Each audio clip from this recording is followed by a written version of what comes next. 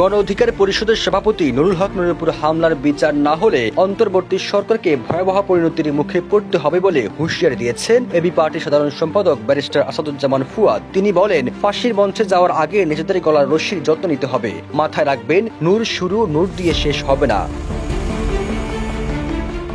ফুয়াদ আরো বলেন, আমরা খুবই হতাশ। অন্তর্বর্তী সরকারের উপদেষ্টারা গণ অভ্যুত্থানকে ব্যর্থ করতে যা যা করার সব করছেন। আওয়ামী লীগের সময় কাজ ছিল গুম, খুন, হত্যার বিচার না হওয়া, আজও একই অবস্থা চলছে।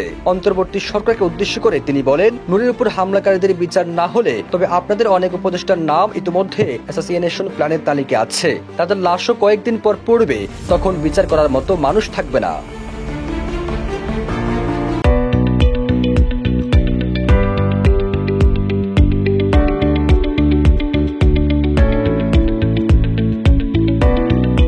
ফুয়াদ অভিযোগ করে বলেন, যৌথ বাহিনী ও পুলিশ নির্মমভাবে নূরের উপর হামলা চালিয়েছে জাতীয় পার্টির অফিসের সামনে। এতে তার নাকের হাড় ভেঙে যাওয়ায় দম নিতে কষ্ট হচ্ছে, মুখ দিয়ে শ্বাস নিতে হচ্ছে, ঘুমাতে পারছেন না। ওটি করে রক্ত পরিষ্কার করা হয়েছে। চিকিৎসকরা সর্বোচ্চ সেবা দিচ্ছেন। হামলার এক সপ্তাহ পার হলেও কোনো অভিযুক্ত কর্মকর্তার বিরুদ্ধে কোনো ব্যবস্থা নেওয়া হয়নি বলেও ক্ষোভ প্রকাশ করেন এবি পার্টির এই নেতা।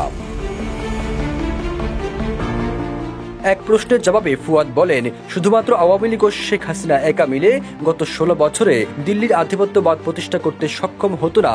এ কাজে জাতীয় পার্টির ছিল মূল হাতিয়ার। জাতীয় পার্টি আন্তর্জাতিক বিষয়ক সম্পাদককে ভারতের নির্দেশে বরখাস্ত করা হলে সেই দল বাংলাদেশের দল হতে পারে না, বরং সেটি জাতীয় নিরাপত্তার জন্য সরাসরি হুমকি। সবুজ আলম, নিউজ ডেস্ক, ইত্তেফাক।